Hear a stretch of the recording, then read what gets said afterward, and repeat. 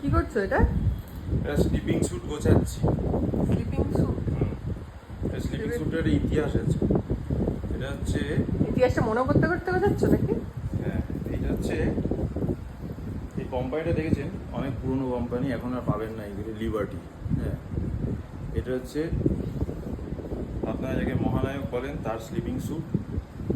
এটা দুই ভাই মিলে পড়তো আর কি, মানে বড় ভাই পড়ে তারপর ছোট ভাইকে দিয়ে দিয়েছিল, তরুণ কুমারকে। তার ছোট ভাই আবার নাতিকে দিয়ে দিয়েছিল, না তার মেয়েকে দিয়েছিল, সে পড়তো। তো মেয়ে পড়তো? হ্যাঁ, মেয়ে পড়তে পড়তে আবার নাতি পড়তো। আহ, নাতি দেখলে এখন প্যান্টটা ধরে এখনো দেখছি হয়ে যাচ্ছে, এও মনে হয় বেড়ে যাচ্ছে, বয়স বাড়ছে ও বাড়ছে।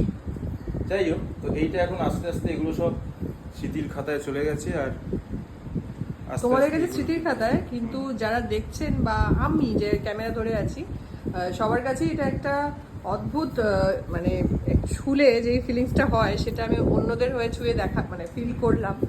যেটা হয় অনেক ক্ষেত্রেই আমাকে বলে যে দিদি তোমরা একটু যদি দেখাও এরকম কিছু, বা অনেকেই আছেন একটু যদি তোমরা দেখাও, অনেক বয়স্ক মানুষরাও আছেন যারা চায় একটুখানি এরকম কিছু দেখতে। তো তাদের উদ্দেশ্যে 38 size। 38 কিন্তু size এখনো কি করে হয়ে যায় জানি না। তোমাদেরও হয়ে যাচ্ছে। যাই হোক, তো এটা তোমাদের সৌভাগ্য বলবো বা তোমাদের এটা কি বলবো আমি জানি না, ভাষা নেই। তবে তুমি আর কি কিছু একটু এরকম দেখাতে পারবে? দেখাচ্ছি। এটা কি এনেছো তুমি? আচ্ছা, বেরোলো একটা টাই। এটা একটা টাই না।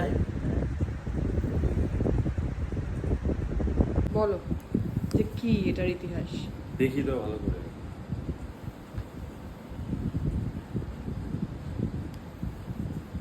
এইটা হচ্ছে টাই। এই টাইটার একটা ইতিহাস আছে।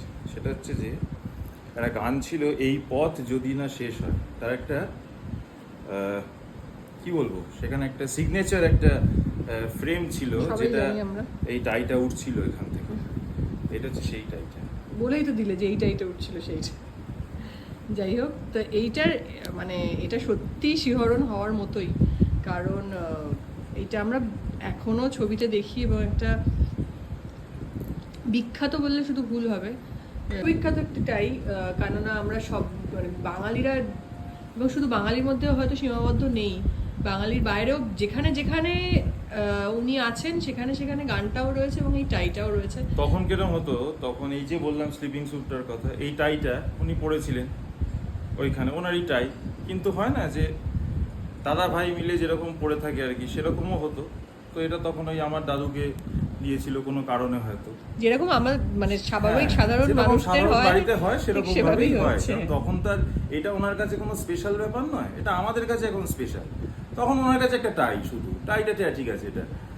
তো এই বিষয়টায় তখন থেকেই এটা এখানে রয়ে গেছে যে এই টাইটা ওই ছবিতে ইউজ করা হয়েছে। তারপরে এখান থেকে আরো অনেক টাই আছে বা অনেক রকম জামা তা কাপড় আমরা আছে আরো যেগুলো ভবিষ্যতে ছবিতে ইউজ শুধু হয়নি। তুমি তো আমাদের দর্শকের হয়ে আমি কথাটা বলছি যে আমরা আরো দর্শকরাই বলবে, বা আমার যারা দেখছো ভিউয়ার্স, ফ্যামিলি যারা আছো, তোমরা একটু আমার কমেন্টে জানাবে সৌরভের উদ্দেশ্যে যে তোমাদের যদি সৌরভের দাদু, সৌরভের দিদা, তারপর সুন্দর দাদু সবার যদি জিনিস আরও কিছু দেখতে চাও তোমরা কমেন্টে আবদার করবে, কারণ আমি আবদার করলে শুধু সবসময় হয় না, তোমাদের কমেন্ট আমি সোজা দেখিয়ে দেবো, তাহলে তুমি নিশ্চয়ই দেখাবে।